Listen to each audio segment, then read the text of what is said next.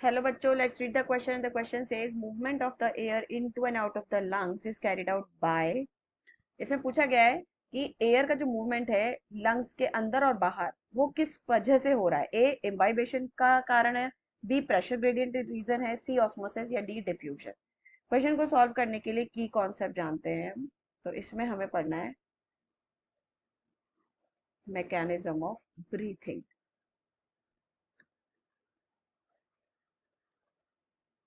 No सी, इस question को solve हमें करने के लिए अगर हम देखें तो हमारा जो मूवमेंट है एयर का, ठीक है, this movement of air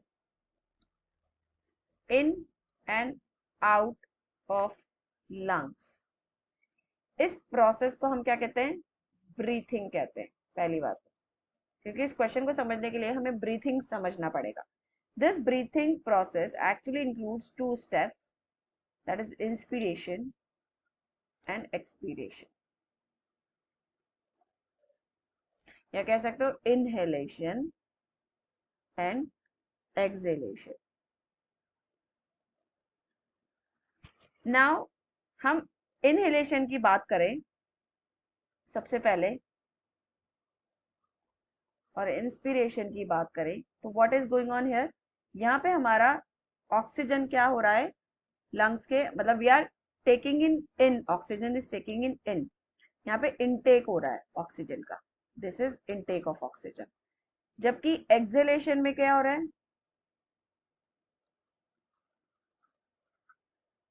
here we are releasing of CO2, या CO2 का रिलीज हो रहा है, राइट। अब इसमें क्या करना है हमें, इसमें हमें ये देखना है कि ये हो कैसे रहा है। Now what happens during inspiration, हमारे दो टाइप के मसल्स इन्वॉल्व है, two types of muscles involve, that is external intercostal muscles जो रिब्स के बीच में प्रेजेंट होता है, external intercostal muscles, external intercostal muscles, and दूसरा हमारे डायफ्राम के मसल्स यूज होते हैं, diaphragm muscles. Now what happened during inspiration, these both type of muscles undergoes contraction, ये दोनों ही टाइप की मसल्स क्या करती है, कॉन्ट्रैक्ट करती है। नाउ कॉन्ट्रैक्शन से के कारण क्या होता है, since external intercostal muscles ribs के बीच में प्रेजेंट होते हैं एंड हमारे जो डायफ्राम है, डायफ्राम मसल्स, ये कॉन्ट्रैक्शन के वक्त क्या हो जाता है, डोम शेप से फ्लैटेंड हो जाता है, it becomes flattened. So what is happening during contraction, external intercostal muscles के कंट्रैक्शन की वजह से ribs, because ribs are attached with the sternum, they become upward, that means they move upward and outward. Plus यहाँ diaphragm क्या हो जाता है आपका, फ्लैटेंड हो जाता है, right.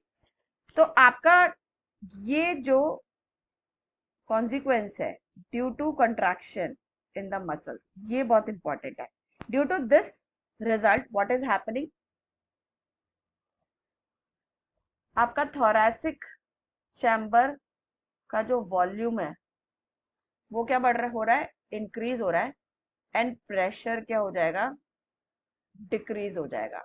Why this is happening, क्योंकि प्रेशर वॉल्यूम का जो रिलेशन है, that pressure is inversely proportional to the volume. Chemistry में आप लोग ये पढ़ते हैं, राइट। तो प्रेशर अगर घट रहा है तो वॉल्यूम बढ़ेगा, या वॉल्यूम बढ़ रहा है तो प्रेशर घटेगा। अब वॉल्यूम बढ़ रहा है तो ऑब्वियसली एयर जो है outside have high atmospheric pressure पे है, दैट मीन्स एनवायरमेंट में हमारे हाई एटमॉस्फेरिक प्रेशर है आउटसाइड, लेकिन हमारे अंदर क्या हो गया, थोरैसिक में, thoracic that is an inside part of body, यहाँ पे क्या हो गया, प्रेशर डिक्रीज हो गया है, here pressure decreased, right? So obviously air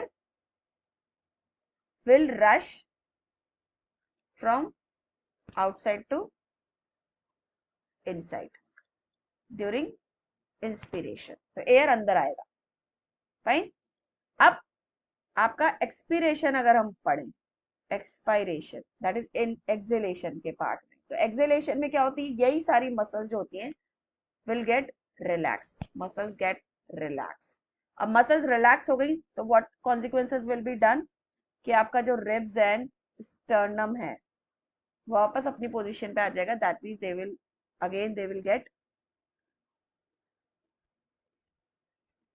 inward and downward,